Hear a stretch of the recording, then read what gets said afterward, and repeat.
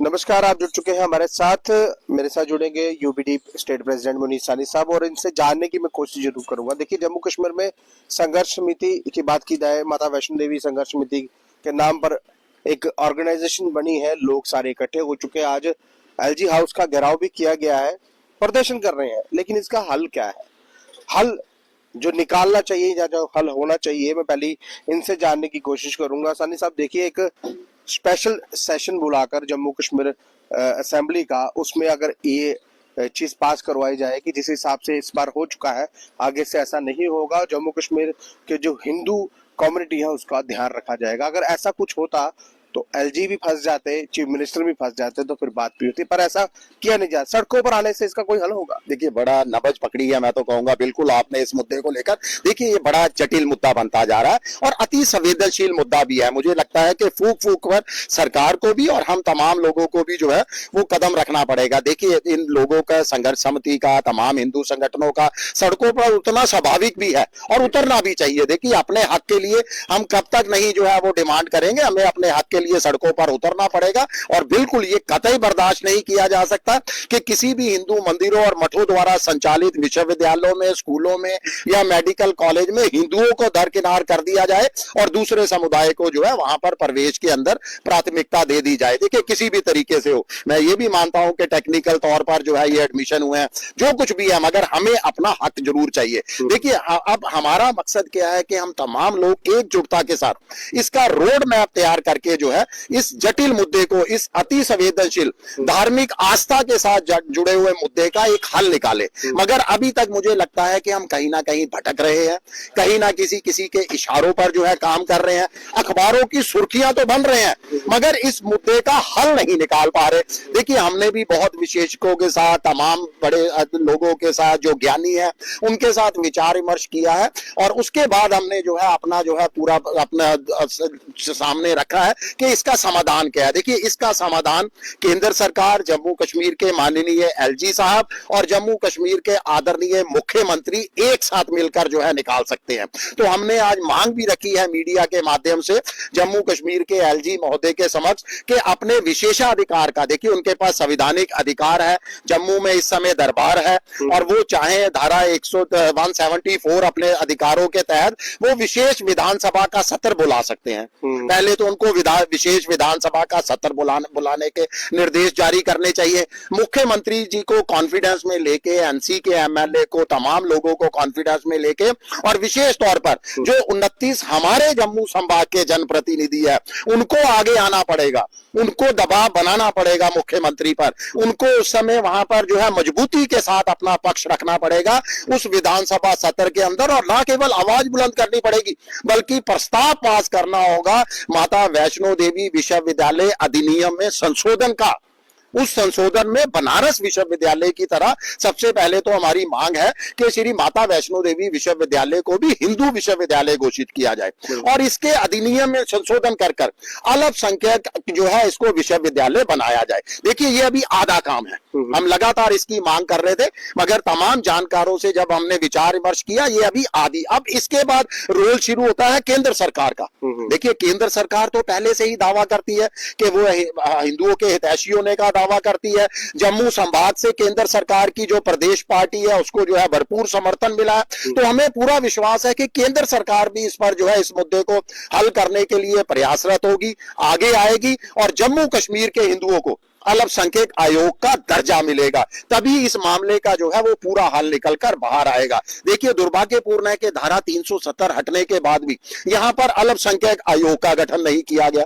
अगर किया गया होता तो जम्मू कश्मीर के अंदर हिंदू अल्पसंख्यक है, हमें दर्जा जो है वो मिल जाता। सानी साहब, मैं आपको रोकूंगा। देखिए, धारा 370 की आपने बात की, कल ही अखबारों की सुर्खियां थी, प्रधानमंत्री साहब ये कह रहे थे कि हमने धारा 370 की दीवार गिरा दी। अच्छी बात है, आपने गिरा दी, बहुत अच्छी बात है। वो जिन जो बोतल में बंद था आपने फिर से उसको बाहर निकाल दिया। अगर धारा 370 के बारे में आप बोल सकते हैं तो आप ये भी तो वहां से घोषणा कर सकते हैं, जम्मू कश्मीर में अगर ऐसी कोई यूनिवर्सिटी होगी तो वो सिर्फ हिंदुओं के लिए होगी और किसी के लिए नहीं होगी। सारी कहानी खत्म हो जाती। देखिए, इसके लिए अगर मैं दोष मढ़ने जाऊं ना तो मुझे लगता है हमारे अपने ही दोषी हैं जिनके ऊपर हमने सबसे ज्यादा विश्वास जताया, जो इसको जम्मू संभाग ने भरपूर समर्थन और प्यार दिया, वही लोग दोषी जो है निकल कर सामने आ रहे हैं। शायद इसीलिए अब वो पर्दे के पीछे से समर्थन कर रहे हैं, पर्दे के सामने नहीं आ रहे। देखिए याद कीजिए जब जम्मू में माता वैष्णो देवी जो है श्राइन बोर्ड और इसके जो है अधिनियम बना था, उस समय जब इसका एक्ट बना था, उस समय भी बीजेपी के एमएलए विधानसभा में मौजूद थे, मगर पूरी तरह से मुंह में दही जमाए बैठे थे।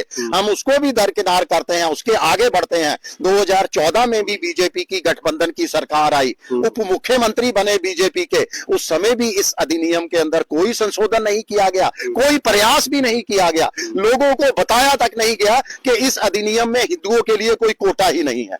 उसके बाद आते हैं धारा 370, जब 2019 आया, उस समय देखिए इतना बड़ा काम किया, पूरे देश के अंदर वाहवाही लूटी बीजेपी ने, अपनी पीठ थपथपाई, ढोल नगाड़े बजे गए कि जम्मू कश्मीर से धारा 370 और 35 से जो हट गया है, अब पूरे देश के अंदर एक संविधान, एक निशान लागू होगा। अगर इतना बड़ा आप काम कर सकते हो, ये तो चींटी के मुकाबले काम था।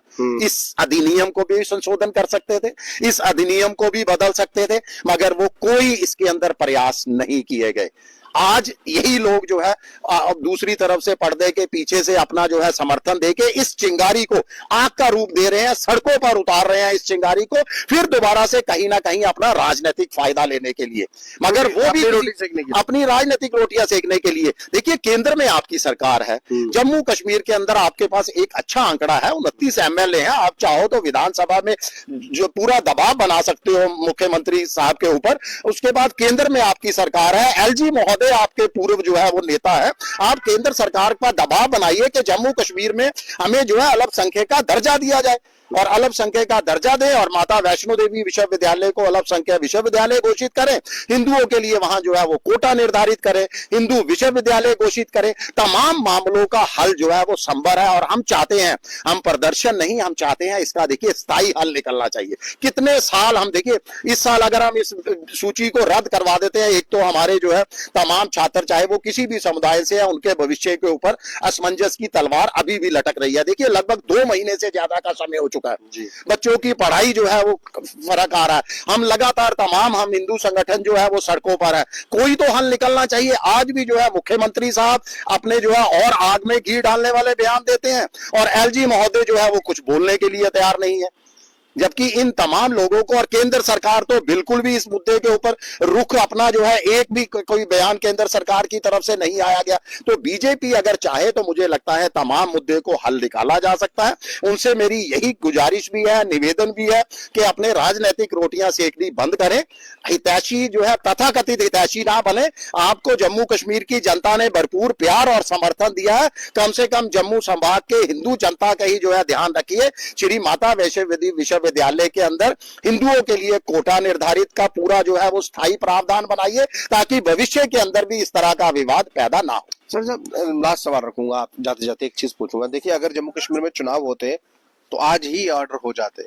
ये सिर्फ चुनावी रोटी सेकने वाली पार्टी है, और इन्होंने चुनावी वादा ऐसा करते कि जम्मू कश्मीर में ये कहते कि हिंदुओं के लिए अलग से कॉलेजेस जो है बना दी जाएंगे। ये जब मैं कह रहा हूँ अगर चुनाव होते तो, अभी चुनाव तो है नहीं, इसलिए इनके वर्कर सड़कों पर आते हैं, वो ये कहते हैं हमें बीजेपी ने भेजा है लेकिन हम बोलेंगे नहीं। आज कुछ ऐसा हुआ है। देखिए कहीं ना कहीं ये हमारा दुर्भाग्य है कि हमारी राजनीतिक पार्टियां जो है अपने राजनीतिक मंशा से ऊपर नहीं उठ पा रही। शायद इसीलिए हमारा देश जो है वो परेशान है। बेरोजगारी यहाँ पर चरम पर है, यहाँ पर महंगाई चरम पर है, यहाँ पर धर्म के नाम पर जो है राजनीति हो रही है। देखिए जनता को जागना पड़ेगा, इसीलिए मैंने पूरा आपको सोल्यूशन आपके माध्यम से दर्शकों तक भेजा है कि जनता को जागना पड़ेगा, जनता को ढूंढना पड़ेगा कि कौन से उनके सही जनप्रतिनिधि है, कौन उनकी आवाज को बुलंद करते हैं कि, और उन नेता को जो है उखाड़ कर पीछे फेंकना पड़ेगा, उन नेता को अपनी सूची से निकाल कर बाहर करना पड़ेगा। जो नेता मात्र वोट लेते हैं और उसके बाद जो है घरों में दुबक कर बैठ जाते हैं, तमाशबीन बने बैठे रहते हैं, और हम आम जनता को, हम आम लोगों को जो है वो सड़कों पर उतरने के लिए मजबूर करते हैं, और खुद जो है एसी कमरे के अंदर बैठ के या ब्लोअर लगाकर सर्दियों में जो है आराम से अपनी गाड़ियों का और घरों का जो है वो लुत्फ उठाते हैं बैठकों में बैठकर। बहरहाल देखिए जम्मू कश्मीर में ये सही बात कही सानी साहब ने, बहुत बहुत धन्यवाद सानी साहब। देखिए ये सही बात कही, जब हम एक जनप्रतिनिधि ढूंढते हैं या उसको चुनते हैं तो इसलिए चुनते हैं कि जम्मू कश्मीर या आम लोगों को फायदा मिले उनका, फायदा मिल रहा है। यहाँ संतोष ट्रॉफी की बात की गई, तब हमारा कोई जनप्रतिनिधि बाहर नहीं आया। जब बात की जाए माता वैष्णो देवी की यूनिवर्सिटी में जो एडमिशन हुई, तब हमारा कोई जनप्रतिनिधि बाहर नहीं आ रहा। हाँ, उनके वर्कर आ रहे हैं, वर्कर ये कह रहे हैं कि हमें बीजेपी ने भेजा है, लेकिन ये कहा है कि बात नहीं कहेंगे। अब सानी साहब ने सोल्यूशन ये दिया है अपनी तरफ से, और हमने भी इनसे पूछा कि ये कहा कि अगर एलजी साहब एक स्पेशल सेशन बुला दें जम्मू कश्मीर यूटी असेंबली का, तो उसमें सेशन में ये हो सकता है कि आप एक ऑर्डिनेंस पास करवा दीजिए, उसमें एमएलए के दस्तखत ले लीजिए और ये कह दीजिए कि जो हिंदू है उसके लिए अलग से जो यूनिवर्सिटी है उसमें जो प्राविधान है वो रखा जाएगा। बहुत अच्छा सुझाव है।